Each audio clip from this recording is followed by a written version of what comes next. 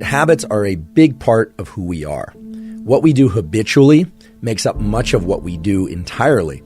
In fact, it's estimated that up to 70% of our waking behavior is made up of habitual behavior. People are highly variable, and if you can't form one habit easily, it doesn't mean that you can't form other habits easily. It takes 21 days to form a habit. Some people say 18, some people say 21, some people say 30 days, some people say 60 days. So which one is it? Does it depend on the habit that one is trying to form, or does it depend on the person that's trying to form the habit? There's a study published in 2010, first author Lally, L-A-L-L-Y. This study found that for the same habit to be formed, it can take anywhere from 18 days to as many as 254 days for different individuals to form that habit. So what I'd like to do is to take the scientific literature of how the nervous system learns and engages in neuroplasticity and apply that to habit formation, habit maintenance, and, if so desired, how to break particular habits.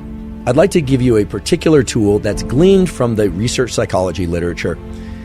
With each repetition of a habit, small changes occur in the cognitive and neural mechanisms associated with procedural memory. So I just want to talk for a second about what procedural memory is. In the neuroscience of memory, we distinguish between what's called episodic memory and procedural memory. Episodic memory is a recall of a particular set of events that happened, whereas procedural memory is holding in mind the specific sequence of things that need to happen in order for a particular outcome to occur. So think of it like a recipe or a protocol. Or if for the sake of exercise, it's like sets and reps, or a particular course that you're going to run or cycle, or the number of laps you're going to swim and how you're going to perform it. It's very clear that for anyone trying to adopt new habits, getting into the mindset of procedural memory is very useful for overcoming that barrier that we call limbic friction. How do you do that? Well, a simple visualization exercise, or it doesn't even have to be done eyes closed. Oftentimes we hear visualization exercise, you think about sitting in the lotus position, eyes closed, and trying really hard to visualize something. It doesn't need to be anything like that. It can simply be, if you are deciding to adopt a new habit, to just think about the very specific sequence of steps that's required to execute that habit. And I'll use a trivial example, but this could be applied to anything. Let's say I want to get into the habit of making myself or someone else in my household a cup of espresso every morning. I would actually think through each of those steps, walk into the kitchen, turn on the espresso machine, draw the espresso, walking through each of those steps from start to finish. And turns out just that simple mental exercise done once can shift people toward a much higher likelihood of performing that habit regularly, not just the first time, but as they continue out into the days and weeks that follow. So that's remarkable to me, and the literature is really robust. So now I'd like to discuss a second and what I think is perhaps the most powerful tool for being able to acquire and stick to new habits. The tool that I'm referring to is something called task bracketing. And the neural circuits associated with task bracketing are basically the neural circuits that are going to allow you to learn any new type of habit or break any habit that you'd like to break. We have in our brain a set of neural circuits that fall under the umbrella term of the basal ganglia. The basal ganglia are involved in action execution, meaning doing certain things, and action suppression, not doing certain things. In the experimental realm, these are referred to as go, meaning do, or no-go, don't do certain things. And some of us fall more into the category of we find it very easy to do certain things, but harder to not do other things. Some people have a lot of no-go type circuits that are very robust, and they have a lot of behavioral constraint, but they have a harder time getting into action. And some people have a perfect balance of both, but I've never met one of those people. Task bracketing involves a particular set of neural circuits within the basal ganglia. We have particular circuits in our brain that are devoted to framing the events that happen just before and as we initiate a habit, and just after and as we terminate a habit.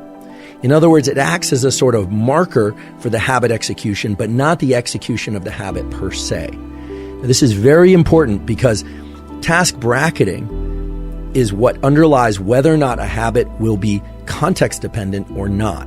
whether or not it will be strong and likely to occur even if we didn't get a good night's sleep the night before, even if we're feeling distracted, even if we are not feeling like doing something emotionally, or if we are, completely overwhelmed by other events.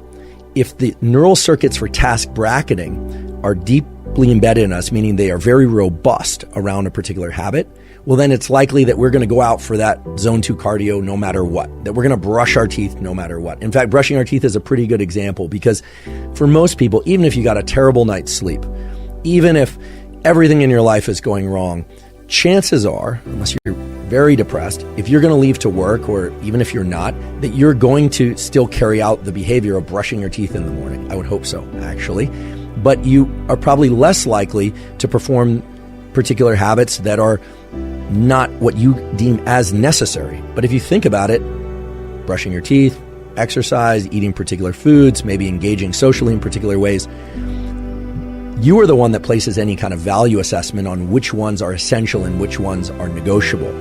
So task bracketing sets a neural imprint, a kind of a fingerprint in your brain of this thing has to happen at this particular time of day, so much so that it's reflexive.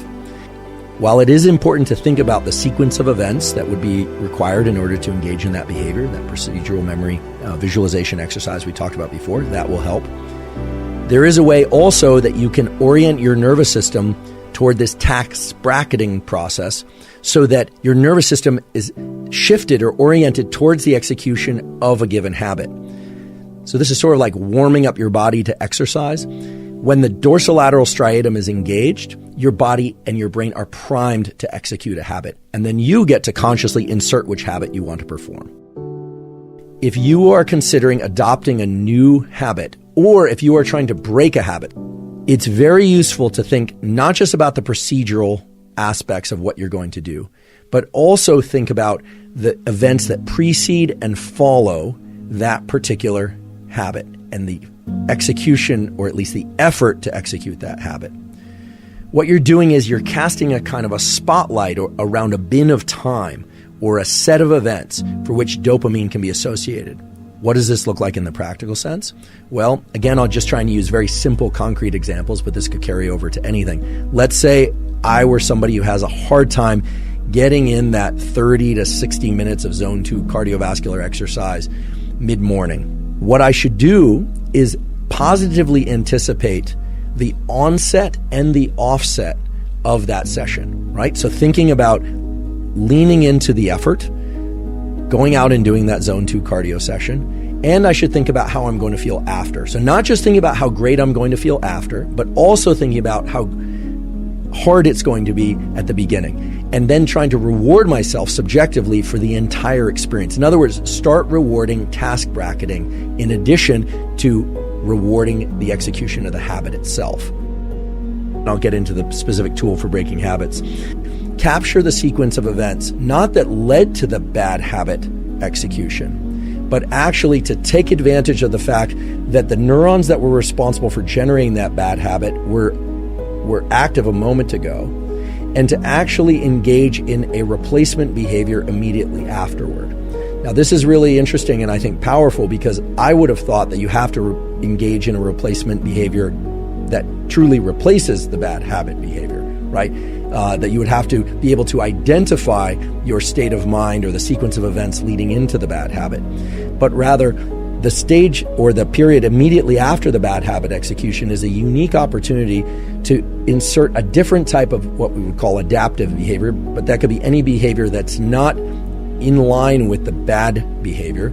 So let's give it an example. Let's say you find yourself, you're trying to do focused work, you pick up your phone, you're disappointing yourself for picking up your phone. You could, of course, just put it down and re-engage in the work behavior. But if you were good at that, then you probably wouldn't have done it in the first place. And so what turns out to be very effective is to go engage in some other positive habit. Now, this has two major effects. The first one is you start to link in time the execution of a bad behavior to this other good behavior. And in doing so, you start to recruit other neural circuits, other neurons that can start to somewhat dismantle the sequence of firing associated with the bad behavior. In other words, you start to create a kind of a double habit that starts with a bad habit and then ends with a good habit. And that seems to create enough of a temporal mismatch so that then recognizing when you're heading toward the bad habit becomes more apparent to you. So again, I want to make this very, very concrete. Let's say that the behavior is reflexively picking up one's phone. You do that, you think, oh goodness, I did it again. Here's what I'm going to do. You would set that down and then you would engage in some other positive behavior that you've deemed positive. And here it's very subjective, so it's hard for me to give an example that will necessarily make sense to everybody. But perhaps you're working on hydration, so maybe you go have a glass of water. Maybe you are trying to do breath work or something. Maybe you are trying to enhance your language speaking skills, and so you go and you spend 5 minutes doing a particular type of language learning. You literally exit whatever you are doing and perform that other new positive habit in the immediate period right after that, even for a short period of time.